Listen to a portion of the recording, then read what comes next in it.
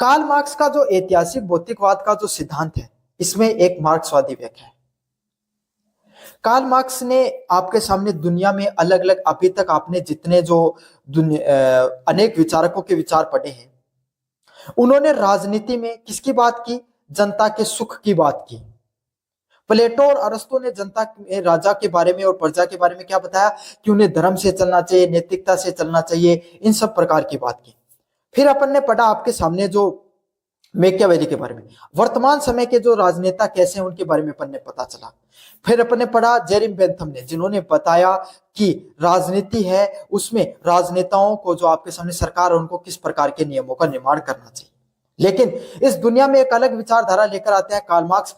कब लेकर आते हैं? जब कार्ल मार्क्स जिस समय रहते हैं, उस समय जो उनके जो देश था, उनके अंदर क्या हो रहा था? मजदूर है, उनकी बहुत बुरी हालत थी, बेरोजगारी चरम सीमा पर थी, है ना। मशीनों में उनको 12-12, 14-14 घंटे काम कराया जाता था, मजदूरी उनको इतनी मिलती नहीं थी जितनी मिलनी चाहिए।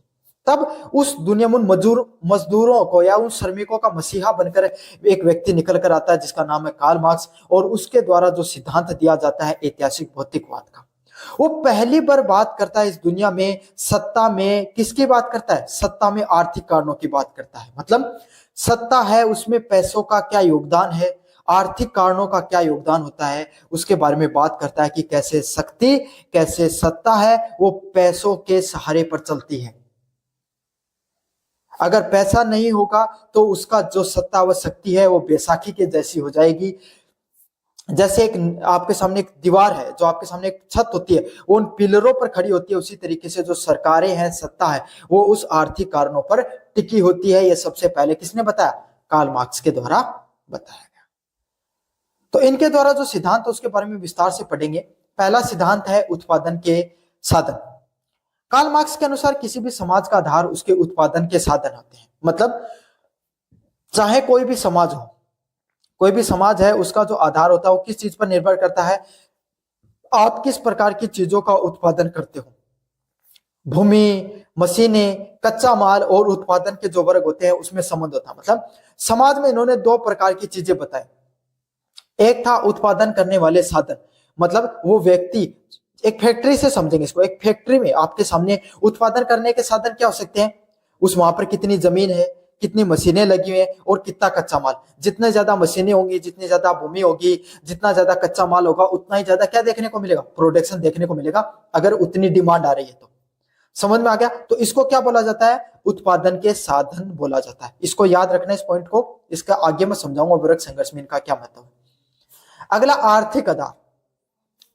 उत्पादन के साधन और संबंध में समाज का आर्थिक आधार बनाते हैं। मतलब आपके सामने जो उत्पादन के जो जो साधन होते हैं, चाहे आपके सामने जो मशीनें हो गई, चाहे आपके सामने जो भूमि हो गई, चाहे श्रमिक हो गए, है ना, वो सब क्या आपके सामने उत्पादन के साधन है। इस आधार पे एक अधिरचना खड़ी होती है, जिसमें राज्य, कानून, धर्म, दर्शन और संस्कृति शामिल है। जो अधिरचना आर्थिक आधारों को प्रतिबिंब करती है और उसे बनाए रहती है। मतलब समाज के अंदर जितना ज्यादा उत्पादन देखने को मिलता है, उसी आधार पे जितनी ज्यादा कोई भी राज्य है, अमेरिका पूरी दुनिया पर क्यों राज करता है? क्योंकि उसके पास पैसा है भाई, सबसे ज्यादा क्या है? उत्पादन करने के साधन है, उसकी अच्छी जीडीपी है, उसके पास सब कुछ है, इसीलिए क्या करता है वो? सारी दुनिया पर राज करता है। उनका कानून अच्छा है, धर्म भी आपके सामने कहीं ना कहीं पैसों के आसपास घूमता है, और दर्शन संस्कृति भी पैसों के हिसाब से ही चलती है। तो जितना ज्यादा आपके सामने उत्पादन के साधन बढ़िया होंगे, उतना ही ज्यादा बाकी की संरचनाएं मजबूत होंगी। यह था आपके सामने इनका क्या?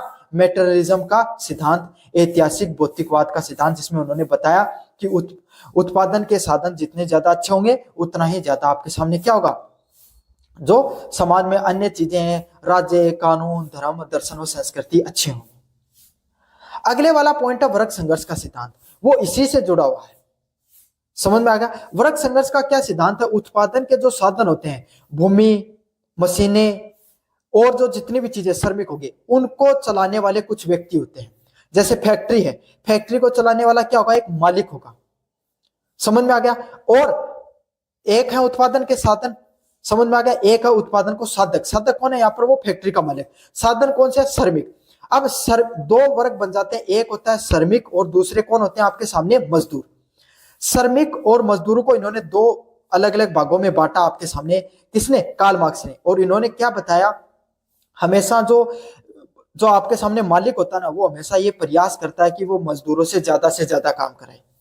क्या प्रयास करता है? कि वो ज्यादा से ज्यादा मजदूरों से काम कराए, ताकि क्या हो सके, वो ज्यादा से ज्यादा मुनाफा कमा सके।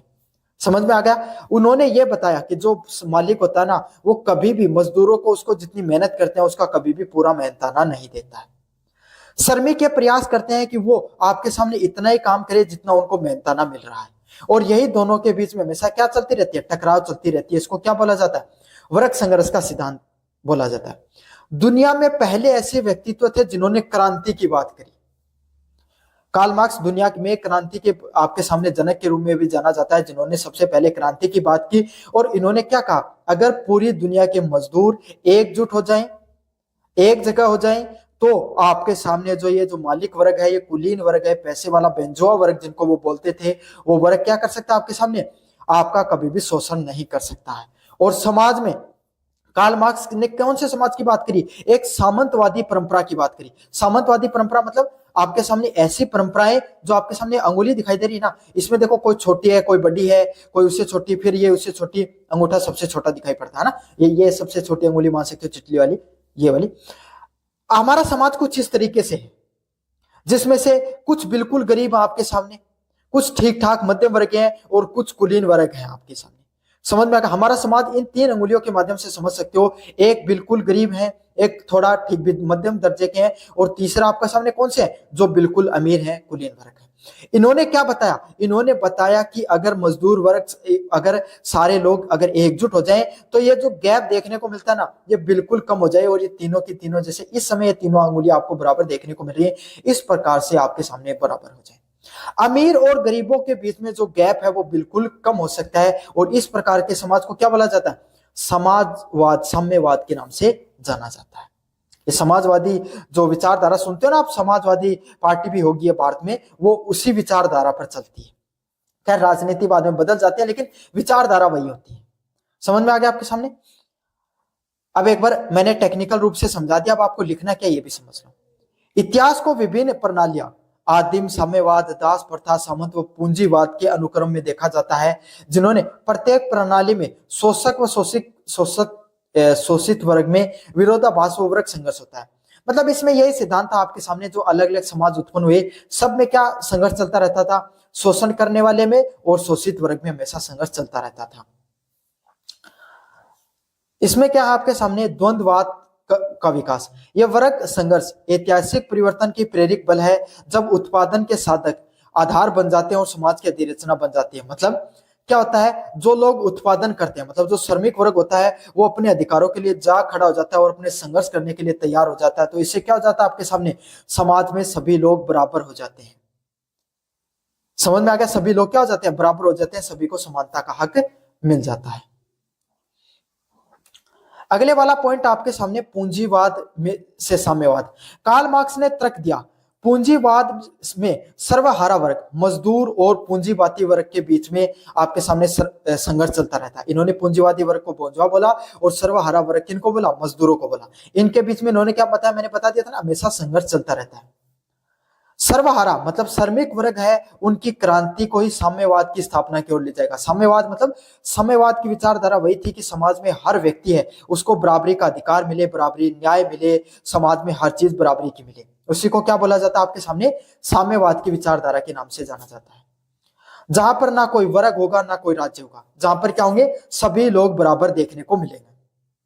ऐतिहासिक भौतिकवाद आपके सामने इतिहास की एक रेखिक उद्देश्यपूर्ण प्रक्रिया के ऊपर दिखाई पड़ता है। मतलब ऐतिहासिक भौतिकवाद किसकी बात करता है? आपके सामने एक उद्देश्यपूर्ण प्रक्रिया की बात करता है, जो अनिवार्य रूप से साम्यवाद की तरफ बढ़ती है और मानव मुक्ति की तरफ लेकर चली जाती है।